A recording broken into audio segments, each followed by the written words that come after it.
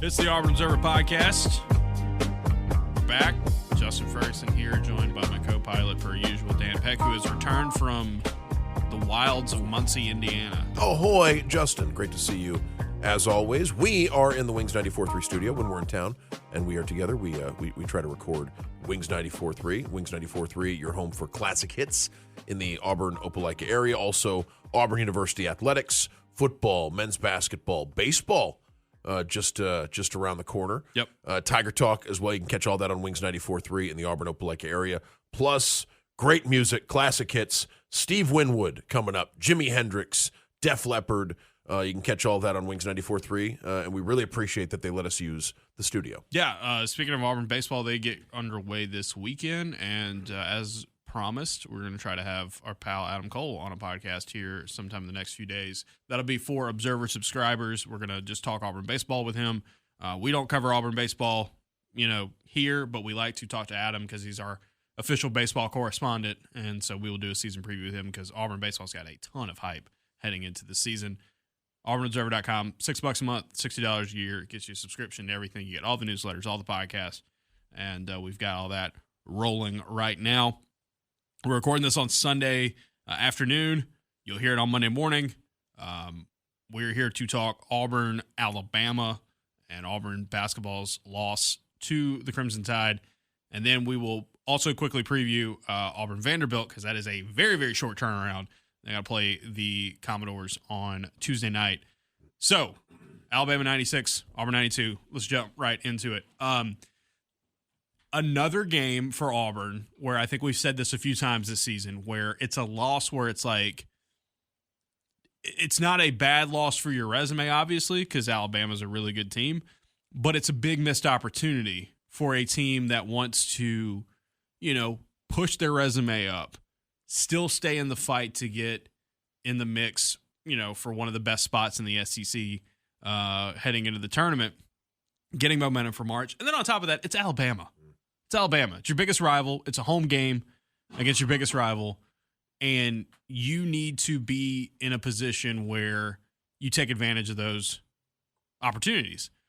And instead, Auburn played a really good game for the first 18 minutes, especially on the defensive end. They're up 10. Alabama gets on a run, closes the first half well. The second half gets underway. Alabama ends up taking the lead. It's kind of back and forth. Alabama makes the plays down the stretch to win this one. There's so many different ways we can go with this to start with. I just want to go ahead and talk about it at the top. Stephen Pearl, after the game, went really hard on the defense and said, it has nothing to do with our offense. We scored 92, and 92 should be enough to win. I had the stat that Auburn has now lost 3 SEC games this season. They've lost 5. They've lost 3 SEC games this season, scoring 88 or more points in regulation. They had not done that since the COVID season. And then before that, they had not done that since the year before the SEC championship, that big breakthrough. So to have that happen to you 3 times already is really telling because, and I thought this was a very telling point, when Auburn went on that 4-game winning streak. And even you could even pick up the Arkansas game on top of that as well, when they won 5-6. Yeah. 73 to Arkansas, 67 to South Carolina, 66 to Ole Miss, 67 at Florida, and then 82 to Texas. You had to win that game shooting it, but that is what was defining this team at their best. So to have a game where after the first 18 minutes, so the final 22 minutes of this basketball game, Alabama scored 70 points. They shot 61% from the field and hit 2/3 of their 3-point attempts, and they only committed 5 turnovers after having 9 turnovers in the first 18 minutes of the game. You can't expect a team like Auburn, or just any team maybe in general, to play the level of defense they had in the first 18 minutes for all 40. That's tough. It's just really tough to do. But the drop-off can't be that severe. And unfortunately it was. It gave Alabama momentum. And then in the second half, they ran wild. We will talk about the offense because there were issues with the offense. But I think the central premise from Pearl after the game, I would tend to agree that 92 should be enough to win. You see 96 on the board at home, even against an elite offense like Alabama, that's just not good enough.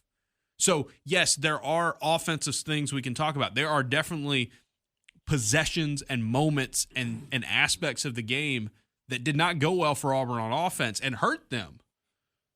But if you put it on the scale, it's defense greatly outweighs offense in reasons why this game was lost. I think Auburn's offense, not to paint over very real offensive issues, because I understand some of the concern, not just about what you've seen, but about how this is going to work moving forward offensively if things don't change one way or another. But I think Auburn's offense, just isolating conference play, like your offense was enough should have been enough against Georgia. Mm-hmm. When you look at that point total, when at home against A&M, that point total probably should have been enough. Like I would say Missouri and Tennessee stand out as games where your offense probably isn't going to win very often playing like that. And your defense had issues in those games. Sure. But I would say the rest of the SEC slate, right? Like by and large, this has come down to defense. It's come down to defense in the last 10, 15 minutes of the game. Mm-hmm. Deflating, I'd say, is a fair way to describe this loss. I think one of the things you got to look at here is if you look at efficiency, offensive and defensive rating from Auburn's 10 SEC games this year, and you split them in half. Here are the top 5 offensive games, bottom 5 offensive games, top 5 offensive or defensive games, bottom 5 defensive games. So you got it? The top 5 offensive games in SEC play for Auburn this year, they're 2-3. And they're 3-2 in the bottom half of offense. Defensively, was Alabama one of those 5 games? Yes, Alabama, Georgia, Texas A&M. Yeah. See, Alabama, Georgia, Texas A&M in terms of offensive efficiency was better than Ole Miss, Florida, and South Carolina. All right, and probably most of the Texas game. Right, and I mean, Texas, they lit it up though in the second half. The second half is about perfect offense. On the defensive end, the top 5 defensive games Auburn has played in SEC play this year, they're 4-1. They're 1-4, and they're 5 worst. So it's again, defense has more weight on the result this season for Auburn in SEC play than offense. There are exceptions. There are obviously aspects of both in those games that carry over, but when Auburn plays good defense, they've almost always won this season. Tennessee is kind of the exception, and they fouled a little too much against Tennessee, gave up some threes early. Offensively, again, 3 of your 5 best offensive games in SEC play this year have been losses. And so for this Auburn team, it's can you defend consistently like you did when you were winning games? Because it's matchups are matchups, and it's impossible to say that you can do this every night, right? Auburn does not have a team full of elite defenders.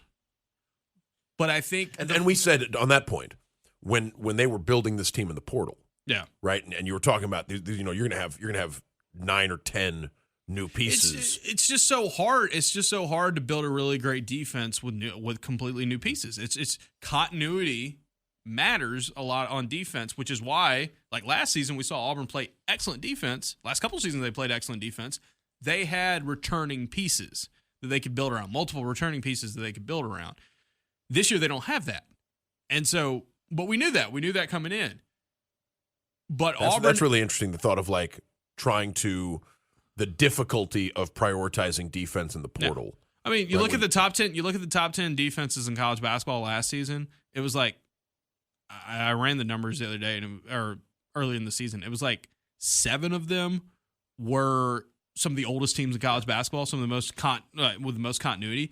The exceptions were Duke, who had just the Monstars from as freshmen, and then I think the other 2 were Tennessee and St. John's, which is like, okay, this is what Rick Barnes does, and this is what St. John's does, or Rick Pitino does. You know, it's harder to replicate that, especially with the first-year head coach. And so, again, for Auburn, it's can you get back to – they had found ways to grind out wins defensively. And you look at the final 2 minutes of the first half, and it's a great example. Auburn in the first 18 minutes of this game is playing excellent defense. And maybe they're not going to be able to hold that team down like that for forever. Considering the opponent, especially. Yes. Right? Like Auburn's, yeah. But Alabama's only shot 8 threes, and they only hit 2 of them, their first 2. They had 26 points in 18 minutes, 9 turnovers. Like, that is elite defense against that kind of team. And maybe you can't get those results, but the problem is you can't let them get back in the game because of mistakes you made, right? And that's the thing. They give up 3 threes in the final 2 minutes, and Stephen Pearl walked through them after the game. They're all breakdowns. They're all, we did not do what we were supposed to do. We did not listen to the scouting report. We weren't doing the things that we weren't doing that we were doing earlier in the game. A lot of it's how you handle screens, right? Like a lot of it's handling screens. Yeah. It's communicating. Because Bama is a team, uniquely equipped to just throw they're going to throw a barrage of screens at the perimeter, and they play out of rules instead of sets, right? It's continuity, it's flow offense, and Auburn switches everything. The problem with switching everything is if you are not rock solid in your communication, you can get exposed very quickly. And it's harder to do that the longer a game goes on, right? Too. Like there's 2 points. And so for Auburn, it's the final 2 minutes of that first half. And that's part of the strategy of the Oates approach, by the way. Is thinking that like unless you're willing to play your backup guards a lot, your starters are going to wear down trying to constantly. They're going to get hit. They're going to get hit constantly. There's some of this with buckyball too, right? Yeah. The idea that like you're constantly like you're playing, for all the talk of it being like a finesse style of 3-point line, like it is physically grueling to ask guards to cover that for 35 you run plus through minutes. Screens, you're going over, and you saw it break down a little bit at the end of the first half for Auburn. But it can't break down because it's mistakes you made, right? And what happened in the second half? Alabama hit tough shots. LeBaron Philon hit some really tough shots. Aiden Holloway hit some tough shots late. They got some. You will see a couple of Philon shots when they're like profiling him as a draft pick. Yeah. But why were they able to hit those shots is Auburn gave them confidence, right? Alabama got back in the game, shooting threes, playing the way they wanted to play again because they took advantage of Auburn mistakes. It would be one thing if Alabama made that comeback and it's like, man, those are well-contested threes and they're just banging them. And you just, all right, tip your cap, move on. The problem is that they're up 10 with 2 minutes left in the first half. You close that door. You go into the locker room with momentum. Let's see how that second half rolls. Instead, Alabama gets to worm their way back into the game. If you just hold the rope for 10, 12 minutes. And look, they hit shots. Kevin Overton hits that crazy shot late in the first half that you had to have. But Auburn, you don't want to go back and say it was our defensive breakdowns that opened the door, right? If it was they kicked the door down because of the way they were playing on offense, elite offenses can do that sometimes. You left that door open for them, and then they took advantage of it. And that's the problem is that we have seen this Auburn defense do this season where they get out of character, and they have bad habits, and they don't communicate, and they don't listen to their rules, and they forget the scouting report and all that. And, like, you can't do that against an elite offense because Alabama's definitely a team where if they get a little hot – they'll just keep hammering it. And yes, there are tough shots that are hit in the second. There are well-defended shots that are hit in that second half for Alabama. But they were hitting those shots in a much closer game than it should have been because of Auburn's mistakes on the defensive end. And it's very simple. You've got to be able to play better defense on a more consistent basis across the board. Sebastian Williams-Adams had a really good game on defense. Other guys at times, look, Tahai Pettiford. I thought Tahai Pettiford was playing an excellent game on defense until the last few minutes. Obviously, he fouls Aiden Holloway on the 4-point play. Big play there. He's involved in the Amari Allen 3 right before that. I don't know what the breakdown was there, but Amari Allen hits a 3. And it's clear on the side, Stephen Pearl is very unhappy, and the coaches are very unhappy with the defense down the stretch. And Tahad it's got to be more consistent. And Auburn is not a team this season that has the shooting ability to overcome their defensive mistakes on a consistent basis against great teams. And I think that's a point where people hear you say that and they think it's an offensive problem. Like Auburn doesn't have... There are issues on offense. But ultimately, like, yeah, I think this team has enough offensive firepower on most nights to play winning basketball. How about this? They lost this game by 4. Alabama gets 3 open threes due to breakdowns in the second. Okay, that's 9 points. And I'm saying, that's the total difference in the game. But the game changed there, and Alabama had hope and they had confidence, and you give them an inch, and they will just kill you with it because that's how they play, and they're very good at it. Well, and you erase minutes of successful basketball. Yeah, first 18 minutes, they're doing they're getting in passing lanes. They're doing a good job of covering the outlets to the point, and running Alabama off the line. To the point where I think if you're Bama, you're going into those final 2 minutes of the first half, and you're saying, we're lucky it's only 10. Yeah. Like Nate Oates said after the game they were lucky they were down 4 at the break. Oh, I think before they start that run, because they thought they had played poorly. They start that run like playing that way for, and again this is why it's very reasonable to look at what caused the second half swoon for Auburn that starts a couple minutes early right there. But the fact is, like you had outplayed them. Yep. On both ends of the floor. On both ends of the floor for 16, 17 minutes before they start that run in a way that the score didn't really tell the story. Yeah. And then Alabama, because and some of that's, hey, take better advantage of your opportunities in those first 17, 18 minutes. And you could actually But you're up 10. But you're up 10. You're right. But you're up 10. But then, and I guess it shows the nature of basketball that a 10-point lead is a couple of blown possessions away from not being a correct from not being a 10-point lead anymore. Especially against this team. And defensively, they have to go back to the drawing board and realize, okay, how much of this for Auburn was not executing the game plan, and if they'd executed the game plan, they'd have gotten better results. How much of it was they didn't have, they didn't counter what Alabama had tweaked to their offense, if that was the case at all. How much of it was a lack of effort and energy, which was their problem against Missouri, right? And you hadn't really seen Auburn kind of fall into that. And in a game like this, it's easy to say, it's lazy defense, it's bad defense, blah, blah, blah.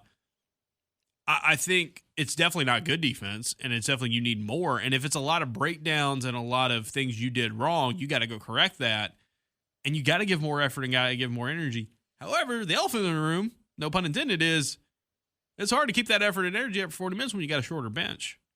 And that bench got even shorter in this game because Elijah Freeman gets in foul trouble. And you have long stretches where you can't use him at all, right? And I think we were early to the raising alarm about the fact that between Magwood and Simon Walker and Bashir, it's like if you're not getting minutes from any of them, right, you're really asking your guards to do a lot, even with the occasional Michalek appearance.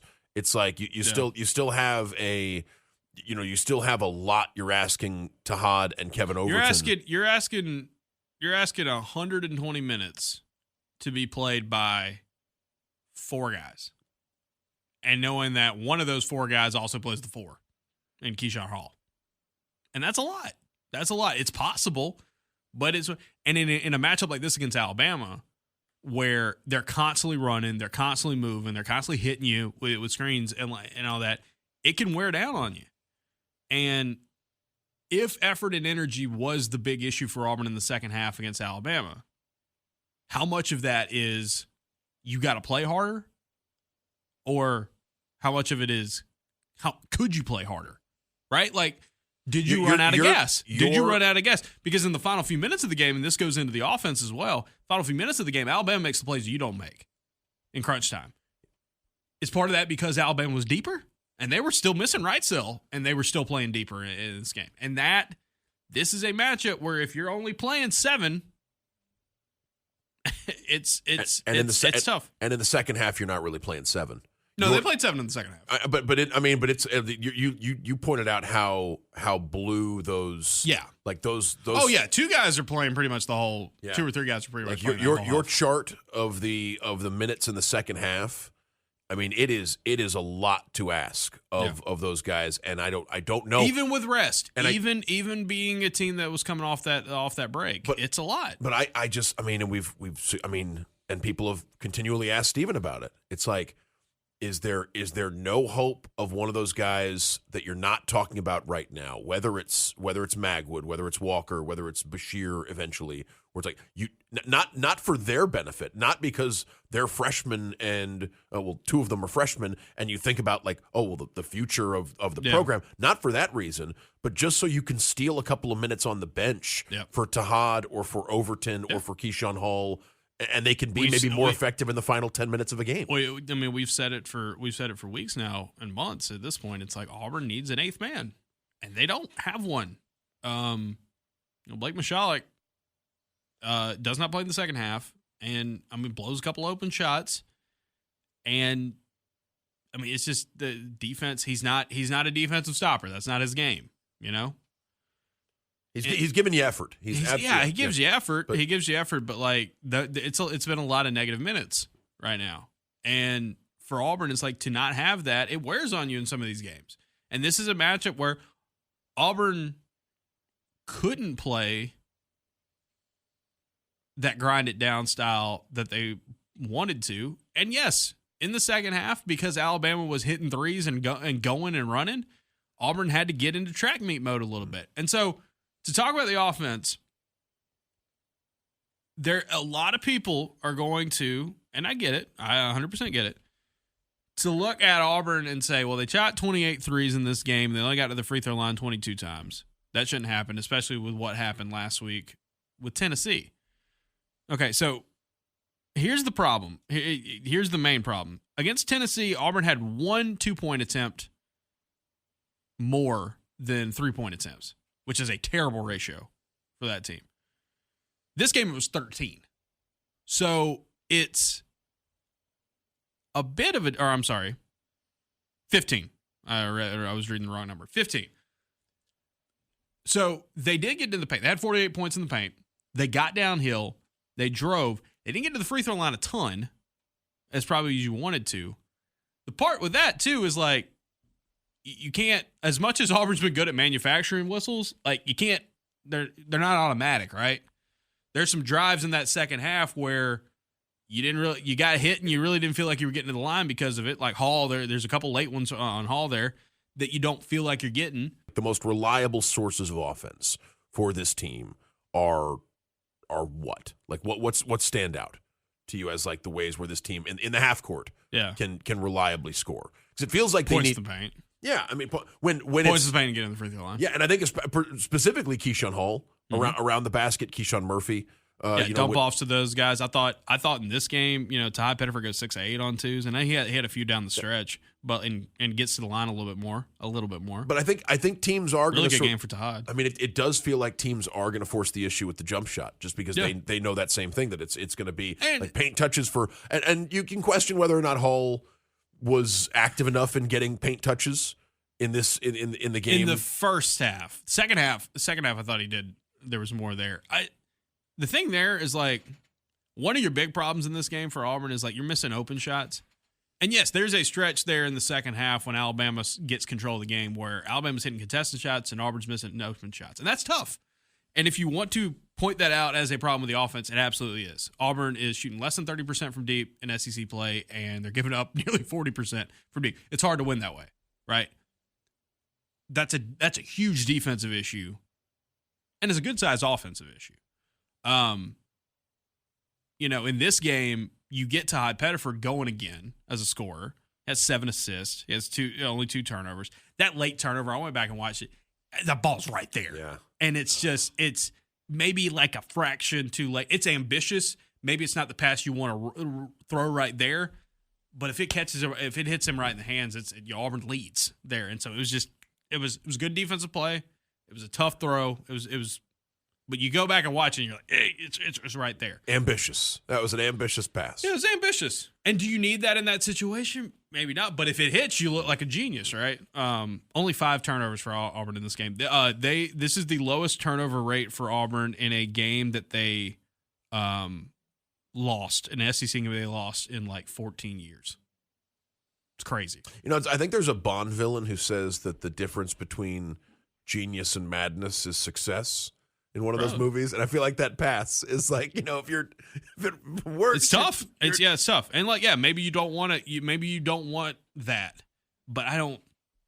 It's close. You're talking very, very thin margins there. I know since it was a turnover, and you're down by 1, it feels massive, and I get it, but it wasn't like you threw the ball away. Like that ball was almost there. But anyway, you get.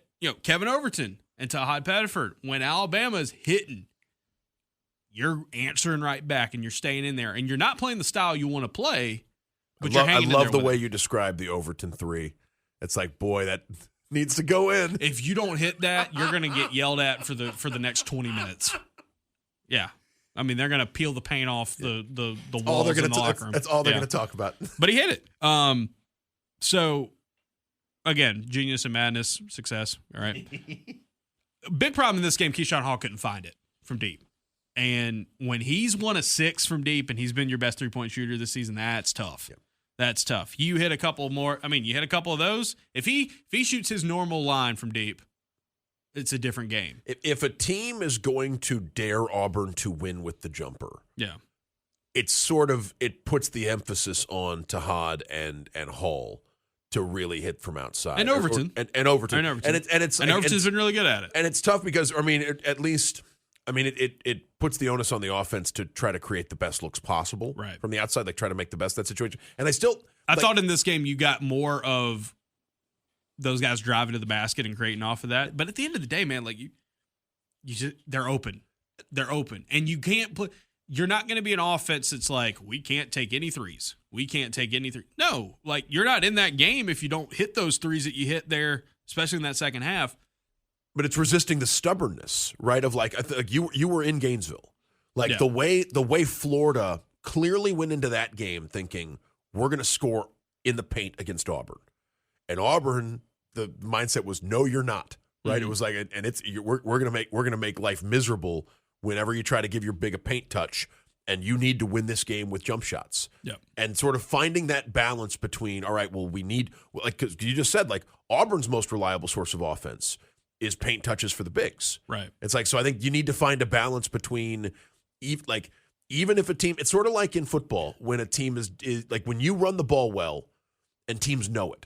Right. It's we're going to load up and try to stop you. You still have to try to run the ball. Yeah. You still have to. It's teams are going to load up and try to stop Auburn around the basket. You still got to give your bigs paint touches. And I think they did. I think they did more than they did against Tennessee. This did not feel like a game of settling. I think there are possessions where you're like, yeah. I tweeted it during the game. I was like, yeah, some of these threes are open for a reason. That's what they want you to do. And then Auburn starts hitting them. Okay, well, you need to you've got to do that more consistently. Look, at the end of the day. This game, Kevin Overton to Tahad Pettiford goes 7 of 15 from deep. That's exactly what you want. You can't get 1 of 6 from Hall. And Sway misses both of his open ones. Elijah Freeman misses both of his open ones. So, yeah, you get 7 of 15 from those guys. You get 1 of 10 from the next few. Murph splits his. He hits a big one late. Can we talk about Sway being the representative at the press conference after the game and what Steven had to say about that? Because I think it's interesting stuff. He goes in there, he had 6 points, 2 rebounds, and yet he's the one in there. Now, Auburn had a guy with 25, had a guy with 24, had a guy with 17, had another guy with 13. Had a guy have 13 and 12. Why is Sway in there? Well, I think part of the reason is because you want to make a point about defense, and that dude was your best defender. He was the only Auburn player with a positive and plus minus. That's remarkable. That is with those stat lines. There's a stretch early in the second half where he leaves early and he has to get something worked on, and Auburn needed him back in. And so it's we were talking about with the bench. Freeman being in foul trouble hurt you a lot because you need him out there, especially if you're playing those guards, those heavy minutes. Filip Jovic did not have the type of game he usually does. I think part of it is just defensively, it was tough. You needed Murphy out there and you needed Sway out there.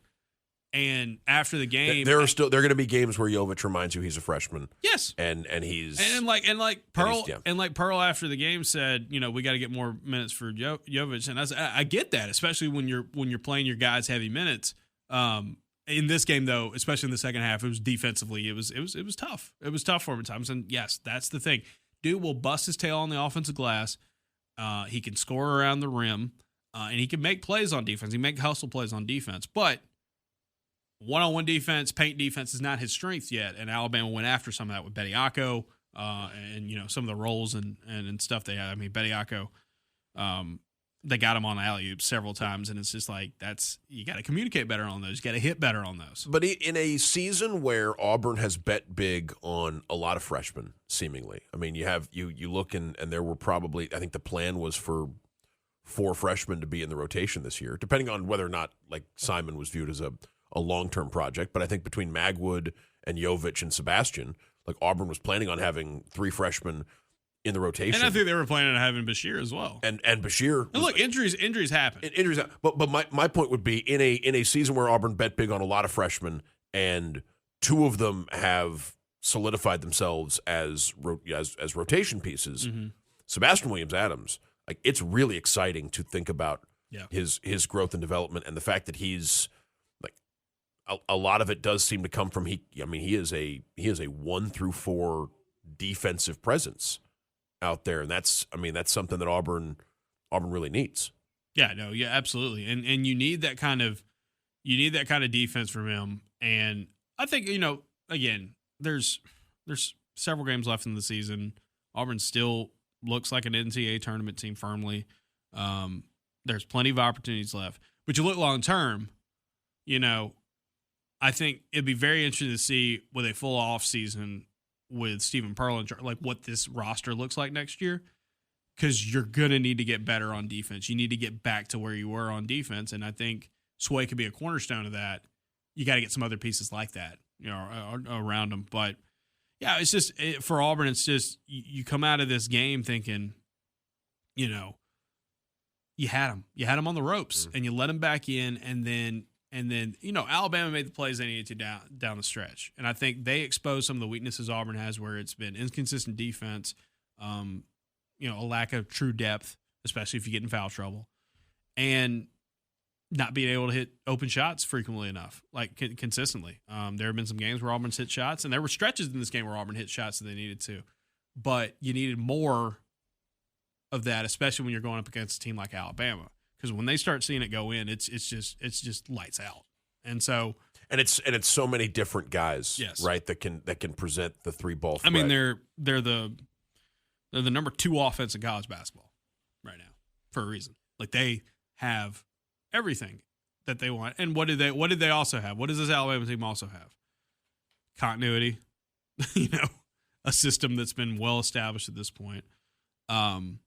I find it really interesting. Yeah, I wonder how many teams in the league, like you think about Philon and Aiden, like how many teams in the league are rolling 2 guards out there that played together last year a lot. Yeah, and it's like you not very many. It's a luxury. Yeah. in this era of college basketball, like that's the Bediako thing was interesting in this game because like I saw some people who cover Alabama kind of being like, yeah, that might have been it for him, because like I think the hearing on Friday did not go like I thought it would, and in terms of obviously they didn't make a decision, and Can got kicked down the road, so to speak. But skepticism seemingly. Yeah, it was a lot more. It was a lot more like, are we sure? And so like I'm probably not pronouncing it.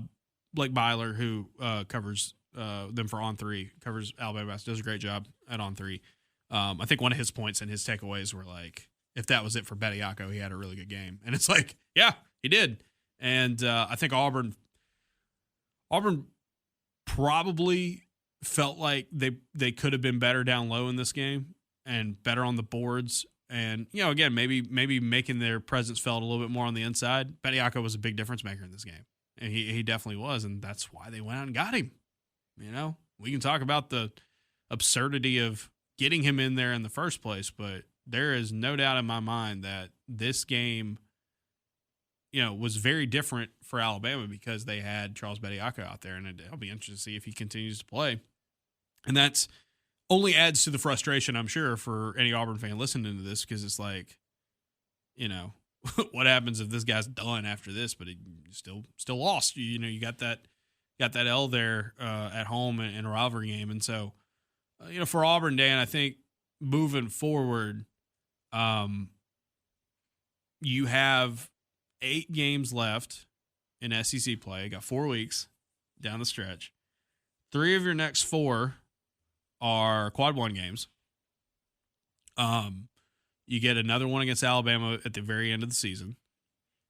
And you should be favored in a decent amount of them. Can you get to 20 wins? Can you get to 10 or 11 in SEC play? Can you get to that 20-win mark overall before you head to Nashville? And what does it happen there? You still have opportunities. But again, for Auburn, it's like, are you going to play defense or not? Are you going to play defense or not? And they were doing that in the winning streak.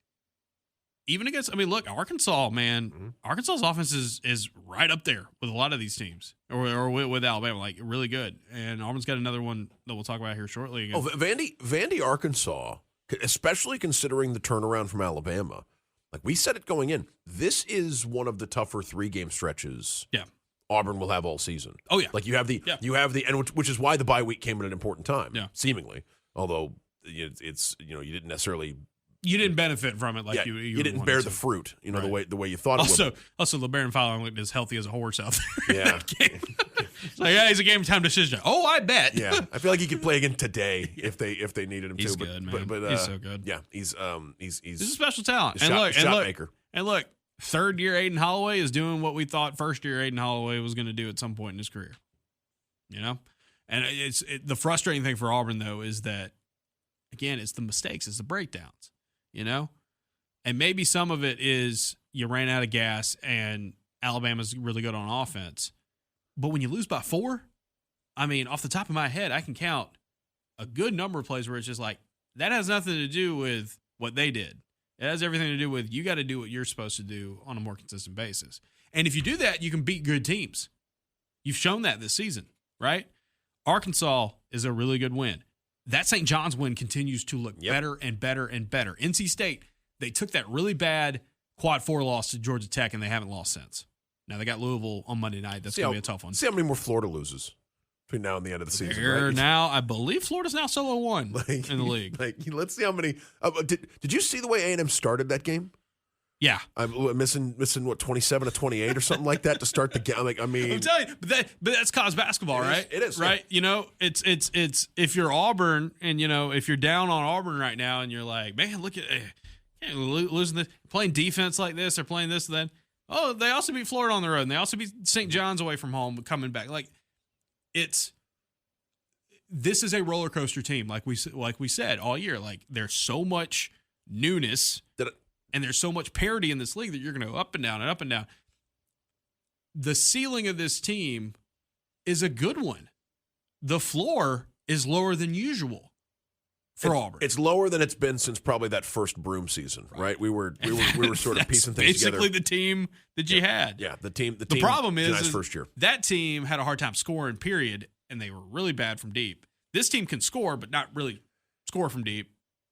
And they're not as good on defense. But you had 2 seasons in a row, especially in the SEC, where it felt like this team had a high ceiling and a high floor. Like it was like, all right, well, you had to be of a certain level, and it was a high caliber if you wanted to beat Auburn in SEC play. How about this, Dan? How about this?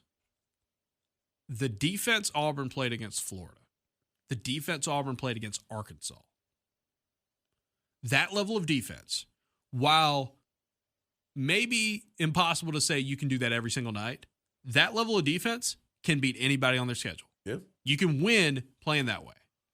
The problem is... You're going to lump Ole Miss in there too? Like that's, I know Ole Miss, lower not very good. Lower level of opponent, but I think that those are the games that stand out as... Yeah. And Texas. I mean, Auburn's had a couple. That was an offense game. I know. It's the second half maybe to an extent. My thing there though is you're right. Arkansas and Florida. That St. John's in the second half, their defense against Sure. St. John's, their defense against NC State. That is a defense. That is a ceiling that is capable of beating a lot of teams, especially the ones you've got left on your schedule. The floor is 96 to Alabama, 104 to Georgia, 90 to Texas A&M. The big losses in non-conference play. It's really, really high variance. What Auburn's got to do is especially if it's defense, you've got to be able to kind of lock in on the things that you do that you have to do and grind it out that way. Because you know what? At this point, this team's probably not going to you're 23 games in the season. You're not going to magically become an awesome jump shooting offense at this point. You can do better on offense, right? And you can improve on the things that you did wrong against Alabama. And believe me, again, my thing is that the defense greatly outweighed the offensive problems in this game. And I think that's just kind of been this season as a whole. You can always nitpick on offense. And it ain't even nitpicking sometimes. It is just obvious, like, you got to be better in these areas. It's the defense where it's like, you know what you're capable of when you're playing good defense. And in these losses that they've had, especially the couple at home, like, it's not what you need. What's especially crazy is that when you say, like, well, that's basketball to a lot of this stuff, like for Auburn, like, yeah, most likely you're not going to see a considerably higher percentage of the jump shots go in for Auburn over these next 5-7 games than they've had recently. But they could. Like, I mean, yeah, they could. Because, again, if the light's on for Tahad Pettiford, you're a different team. If Keyshawn Hall can be more consistent of where he was as a really, really great, I mean, he was an awesome shooter heading into the last couple of weeks. And if the book on Auburn is you've got to do everything you can to make the paint touches difficult because or the drives to the basket because they're going to get to the line. And because right now the highest percentage thing to do as a defense against Auburn is sort of dare them to shoot long jumpers. Mm-hmm. But you get a game where Auburn starts rolling sevens. Yep. And that's, I mean, and you've seen that a couple of times this year. Oh yeah, and it's like that's something, but it did not happen against, it didn't happen in the second half against Alabama, and I do think that there, questions about what to do to prevent fading in the last 10 minutes of a game is something they need to it's you got to be better in those areas. It's happened enough because you know what, A&M's big run happens in the second half. A&M's, I mean, there's a 40-12 stretch. Georgia makes a comeback. I mean, there are multiple games. Georgia hangs on in overtime. Now I know Auburn was in foul trouble then. Florida erases an 18-point deficit. You win that game, but you're blowing the doors off of Florida, and they in the second half are. I mean, so I think what's happened in the second half, and especially in the fourth quarter of these SEC games. There, you can start to wonder, like, is this a trend? And if it's a trend, like, what are the underlying causes? And the problem is, the deeper you get into the season, the harder it is to fix that. Because especially if you're trying to reintroduce a player into the rotation. Who's never been in D1 basketball, never played SEC basketball on a consistent basis. Yeah, for sure. On that point, real quick though, that's what made Tahad so special last year. Yeah, was the thought that, like, a freshman on a team full of seniors can fit right in.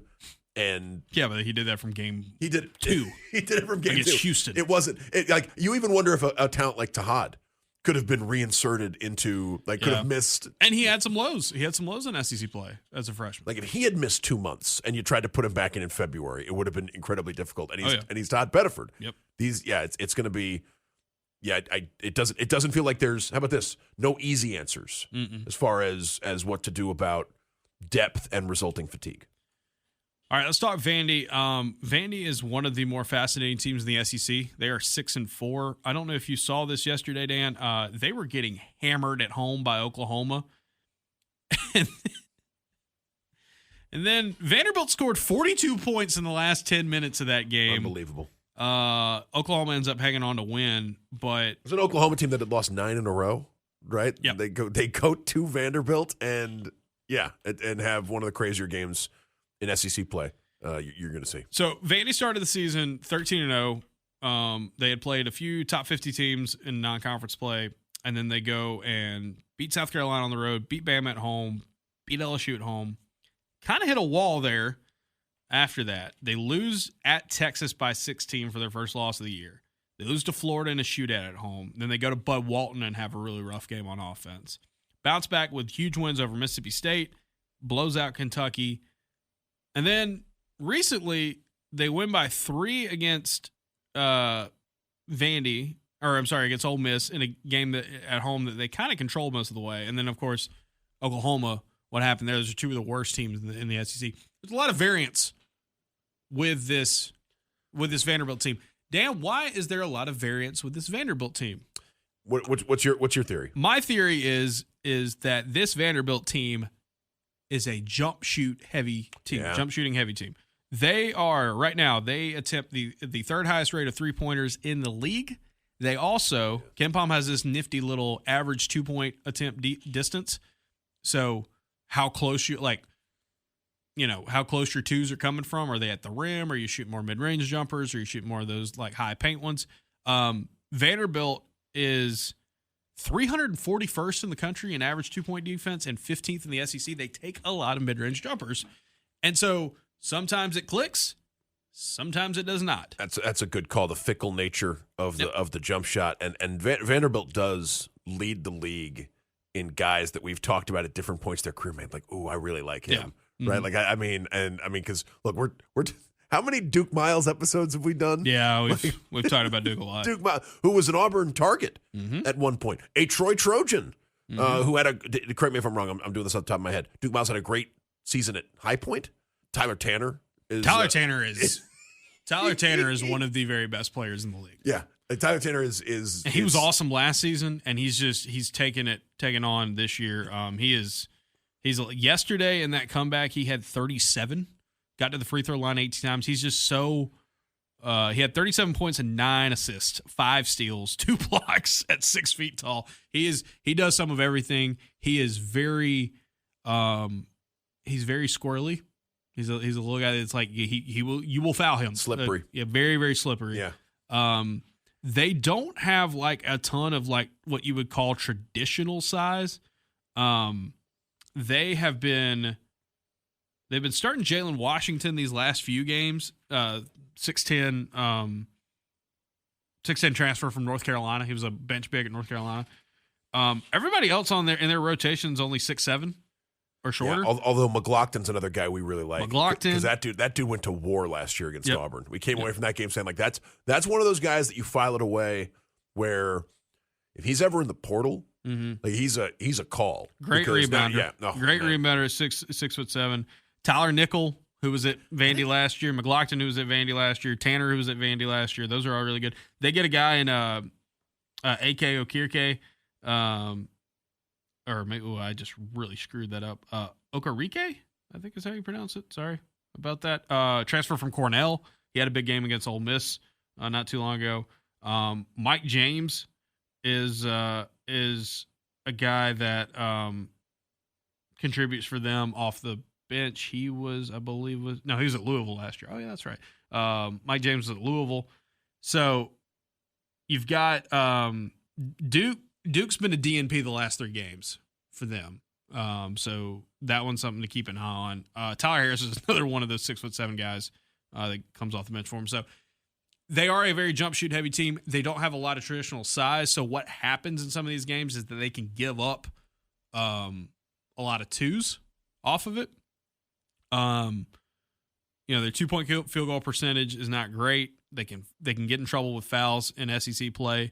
They don't really crash the offense glass a ton because of their size. They get back, but they play fast. They don't turn the ball over, and then they force turnovers on the other end. They play a very kind of small ball brand under Mark Byington and do a really good job of it because they have one of the best guards in the league and a lot of guys around them that know their role and play really, really well. It's a unique offense. When it works, it really works. When it doesn't, it can get you in trouble. They will foul. They are 312th in the country in opposing free throw rate. They'll run you off the line from deep and try to limit you, to limit your 3-point opportunities and your assists. But you look at some of these games this season, like when they played Oklahoma, Oklahoma did a great job on them early on defense, and then nickel started hitting a ton. Tanner started getting to the line a lot and hitting shots and making assists, and that was a huge comeback. So they come at you fast and furious, and you never really count them out. When they beat Ole Miss the other night, they got to the free throw line a good bit in the second half. Tyler Tanner had a great game there. He's good at getting to the rack and getting twos. But then you see some of these games, like when they lost to Texas earlier this season, when they're their first loss, they go 13 of 35 from two, and Texas just hammers. It wins the rebounding battle huge, gets to the line, pounds them in the paint. Arkansas, they only scored 68 against Arkansas. That's a game where they hit threes, but not very many twos. They don't get to the line a ton. And Arkansas goes 28 of 42 on two. So it's like you can get to the rim on this team. You can pound it against this team. But, of course, like we were saying, Dan, like teams are going to try as hard. They're going to collapse, and they're going to shrink. They're going to do as much as possible and try to invite Auburn to shoot threes. A.K.A. Okirike, the Cornell transfer, who's been a really nice pickup for them. I like it. Undersized, but tough. I mean,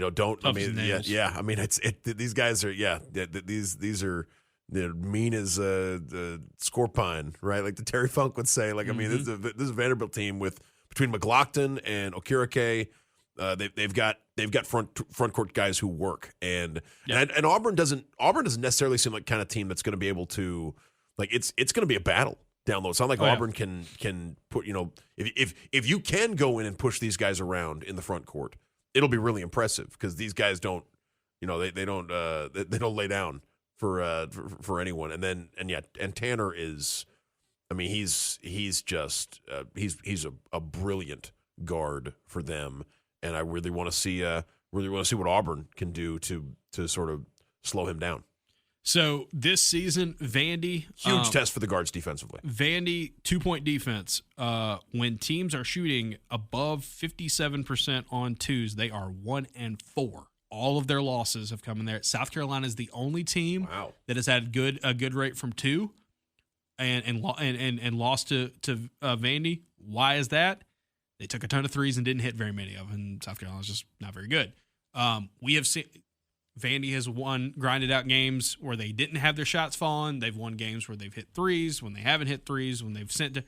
The big one is if you can get downhill and you can control the paint against this team, control the rebounding battle.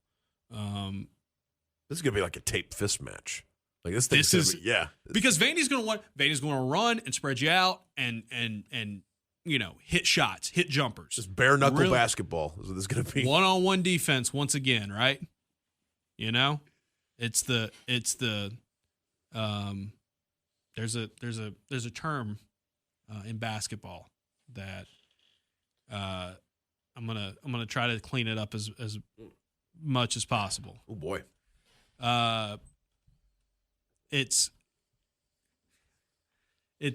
your defense, your 1-on-1 defense. They talk about it a lot. Auburn talks about it a lot. The best defenders are the ones who don't need help, right? And you can do one of two things, right? I'm gonna clean it up. I'm gonna say screw instead of the other word. Well, no, that didn't really work either because of the interjection I want to do. But anyway, it's like help defense, right? You can be one of two people. You can be yelling F help, like come get me, or F help, I don't need it. What are you going to be? Like that's Well, and sorry to work blue there, but like that's kind of how it works sometimes. Well, and with this Auburn team, I think there's also the thought that like if you're someone who's out there needing help defensively, like boy, you need to be helping out offensively, or there's no point for you to even be out there. Like if you're not like if you gotta be hitting shots, and that's probably true for. Like, that's true no matter how your defense is. Yeah. But if you're not hitting shots and your defense is part of the problem, we're running out of reasons to play you at that point. Auburn's got to play this game on defense like their hair is on fire.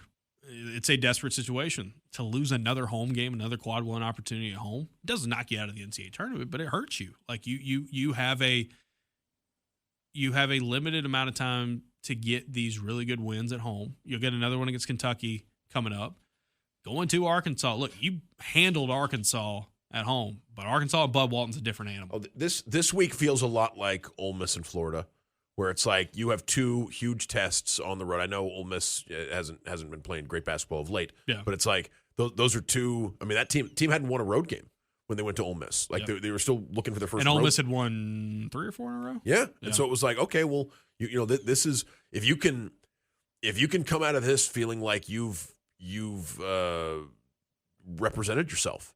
It'll be really impressive because it's two very good teams on the road. This isn't two very good teams, and Auburn ended up winning both of those games. And Florida's one of those monumental wins for the program. Right. Like this week, if you can an 0-2 week here, puts a lot of pressure on the last 6.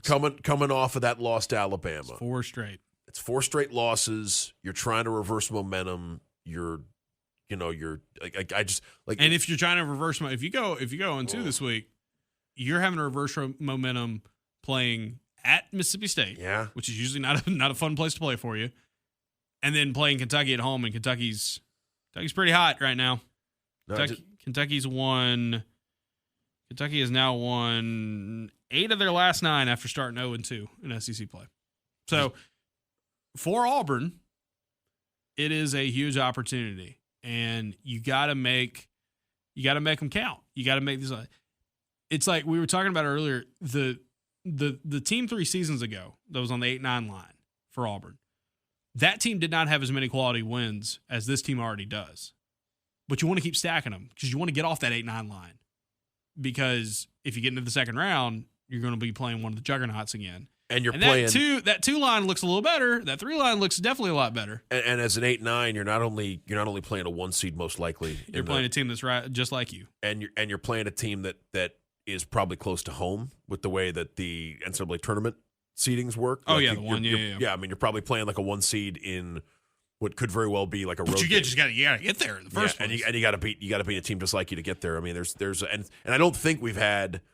I think FAU was the last team to come out of or maybe I have that wrong, but it's like the 8 go from the 8-9 line to the second weekend. It's tough. It's been a couple of years since the team's been able to do it, and so that's something you'd love to play your way into better position. And just, I mean, the tournament is the tournament. Like you'd love to see your team playing better basketball now. Like you'd love to be able to say, yeah, we're making strides defensively. The jump shots are starting to fall. It's going to be tougher to guard this team because of the some of the progress they're making. You hope the light's on for Pettiford again because it changes things. I do find it really interesting on KenPom and T-Rank right now. Auburn's number 30. They were number 30 in the preseason, 31 in the preseason actually on KenPom. So it's like I think this team at this point where it's easy to hit the panic button, it's easy to and look, I'm not a moron. You lost to Alabama. You hate losing to Alabama and everything. If you're a fan, like it makes you like. It makes you sick. I get it. I understand it. I 100% get it. This is I mean, the word was deflating at the start of the show, right? Yeah. I think that's you're up probably 10. You're up 10 at home, and you don't beat your rival, your most hated rival. That sucks. I do find it interesting though at this point where it's like it's just the roller coaster that we've seen. You're back at it, like it evens out at this point. This team has won some games they weren't supposed to win. They've lost some games they weren't supposed to lose. That's what makes these last 4 weeks so interesting because they've got momentum or got ability to get momentum, I should say. They've got an opportunity. You got to go take it. These next 2, you need to take one of them. And on paper, the easier one is Vandy because it's at home. And Vandy has not been as good recently as they were earlier in the season. So it'll be a big one, be a huge one for the Tigers. All right, that'll do it. We will be back later this week. We're going to try to have the Adam Cole baseball preview at some point this week as well. So keep your eyes and ears out for that one. We've got Auburn basketball on Tuesday night, and we've got some football interviews this week with the assistant coaches that are not the coordinators. So all the position coaches. So you might have some stuff of that. So it'll be a pretty busy week at the Observer, auburnobserver.com. $6 a month. Or $60 a year gets you access to everything we've got going on. So including that baseball preview podcast and all that good stuff, auburnobserver.com. Sign up there. There's links in the description. buttons to click in the email, all that good stuff. Easy to find us and easy to subscribe this time of year because we're getting a little bit more football stuff going as we get closer to spring practices, and of course we're going to be everywhere with basketball. Back on the road this week with going to Bo Walton on Saturday. Chat with our old pal Cody Burns, among others, this week with the football assistants. Welcome back, Larry Porter. Looking forward to that. Very cool. Super Bowl. So we're recording this before the game starts. So rather than really provide any, because I don't know. I want the Seahawks to win. Yeah, even as a game, like the Darnold story's cool. To go from a guy who's basically a cast-off to... I have several friends who are Seahawks fans, and I would like to see them win. That feels like, you know what? Darnold winning does feel, and I know he's played extremely well the last 2 seasons, more or less, but like it does feel like a throwback to when a quarterback would flame out somewhere and a team would pick him up off the scrap heap. Yeah. And like which doesn't happen as much anymore. I guess it has happened with Baker Mayfield to an extent too. But like you look and like that was the thing you see more in like baseball. Yeah. Than you do in football. But you saw it with quarterbacks, going back to Brad Johnson, whose son is on the Auburn football team, right? Jake is I think that's right. And then Brad Johnson was a guy who it didn't really work out. And then Tampa Bay finds him. Dilfer wins a Super Bowl. What is it? It's the stat that's like he's the first. Darnold's the first, or he's the third, or it's either. Okay, sorry. Darnold's the third or fourth quarterback in NFL history to make his Super Bowl debut with like his 5th team. It's like 5th or 6th team, and the last one was Chris Chandler. The Falcons. The journeyman sort of deals. Yeah, it's crazy. It's wild, but that's. I will say this again. It's a cool story. By the time you listen to this, you already know who plays and everything. I will say I got no problem with Drake May winning either. By the way, he's really good. I like Drake May. I really thought Vrabel. The firing at Tennessee was crazy. Look, it's not fair. The Patriots should have a 25 years like the Chicago Bulls have had after Brady leaves. That's how it should work. All right, when you win, Vrabel's a heck of a coach, though. When you win that much with one guy, you shouldn't get to. You don't get to win again a couple of years later with the new guy. That's not how this works. I guess the Bulls did have Derrick Rose, and so they had like a couple of successful years post Jordan. But like the 1999 on for the Chicago Bulls is like the penance for having the Jordan Jordan decade. And like this is the Patriots they haven't suffered enough post Brady. This isn't fair.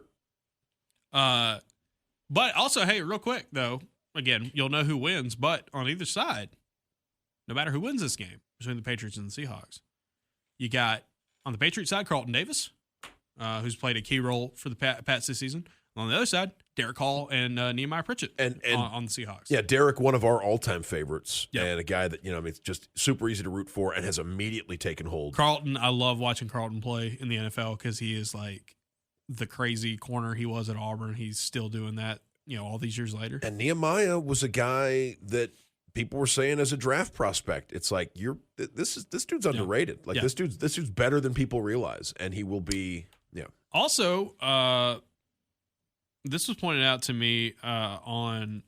Glad to see Nehemiah playing a role for an NFL team. This was pointed out to me by in a mailbag a couple weeks ago on the coaching staff for the Seattle Seahawks, Josh Bynes and Nico Thorpe. Yeah, Josh Bynes is. I look not shocked at all that Josh Bynes is enjoying success as a coach. And won't be shocked at all if that dude has a fantastic next 10, 20 years as a coach. That guy is, he is, and look, I had great interactions with Nico Thorpe too. Don't know him as well as, I got to talk to Josh a lot when he was a student here, and he is so bright, and he is so easy to like, and just a guy who, but also can break down the game in a way that astonished me when he was a student. Won a natty in college, won a Super Bowl, and could he win a Super Bowl as a coach? Wow. How many times has that happened That's Auburn. a pretty good trip. And then he's got to come back and win a natty as a coach, right? And then That's the grand slam. How about this? I asked you before, like we were talking. Carlton, by the way, going for his second Super Bowl. Hope Bad Bunny does a good job. Yeah. I'd be lying if I told you I knew a ton of his music. But I'm excited to see what he does. Everything I've heard of Bad Bunny, like musically, I really enjoyed. Yeah. So I think it's gonna be a lot of fun. And this is how out of touch I am. I still know him mostly from the feature on the Cardi B song on the I Like It Like That. I thought you were gonna say when he did that really good, like he had that really good Royal Rumble match. Yeah. Well, okay. Yeah. He's like really good. Like he was a really good like celebrity wrestler. Yeah, he is for someone who has entered the world of wrestling from outside celebrity. He's very, very good at it. You know, it's not just a sort of and you can tell like he cares. Yeah, like it's something he wanted to be good at. Is there a Super Bowl halftime show that stands out in your mind as one of the as a particularly good one? I remember Prince. Yeah. And that's like widely known as that's the Bears and the Colts Super Bowl in Miami in the rain, where he randomly breaks out the Foo Fighters cover. Right? Like Prince gets 15 minutes to do whatever he wants at the Super Bowl, and he does. And I think it was Best of You by the Foo Fighters is like a relatively new song at this point. And Prince just decides he's gonna do Best of You by the Foo Fighters. Yeah. And I don't There's a story about this that maybe Dave Grohl knew, but the other guys in the band didn't. Yeah. And found out when Prince started singing their song at the Super Bowl that Prince had decided to cover it.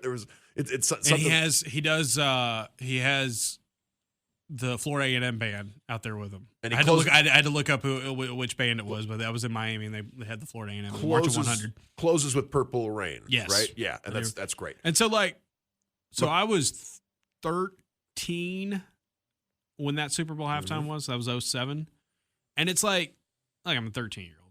I knew who Prince was. I knew who he was, but I didn't quite get it. Because I remember. You didn't have Purple Rain on vinyl. Right. As a 13-year-old. Well, I remember people being really excited, like adults being really excited about Prince doing the halftime show. And I was like, oh, I know who Prince is. Like, he's very famous. And then you go see it, and it was really my first extended exposure to Prince. And then you were just like, oh, good Lord. Like, this guy is incredible. Yeah, he's one of those artists from the 80s where I feel like you were of the age, especially when you were younger, where it's like it was all reputation. Prince had not put out popular music in your lifetime to that point that you had connected to.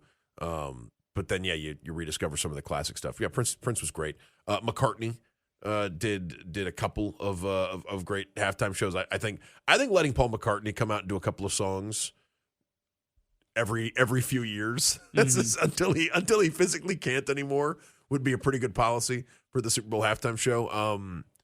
The Dr. Dre one from a few years ago was really cool and well done. And you sort of wondered how, because so much of this has been associated with bands and rock bands, you sort of wondered how something really hip hop heavy would play in a stadium. And I thought it was smart to have.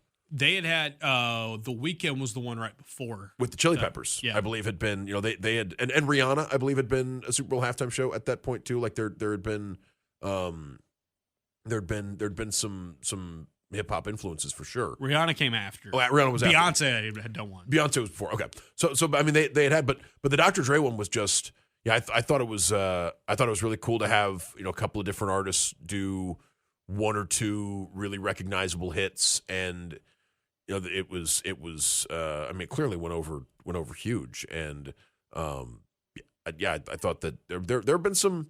There have been some pretty good ones of late. It's I don't know. I know that it's cool to it's cool to be a snob about the Super Bowl halftime show, but no, I think they've done it. They've answered the bell, of late as far as putting on a huge show. Real quick, Dan, do you know Lady Gaga was great? Yeah. Do you know who the first Super Bowl halftime show was? What it was? The first Super Bowl halftime show. What was the 1967 in the Los Angeles Memorial Coliseum. It was the University of Arizona Symphonic Marching Band, the Anaheim High School Drill Team, and the Grambling State Band all performed. They performed The Sound of Music, a medley of Way Down Yonder in New Orleans, and When the Saints Go Marching In. They played the William Tell Overture, the Liberty Bell March, and finished with This Is My Country. I think they should run that back. Let's do another one of those. Give me This Is My Country. Yeah, I don't know if we'll see. We'll see how many of those Bad Bunny decides to do tonight. And I'm feeling so alive.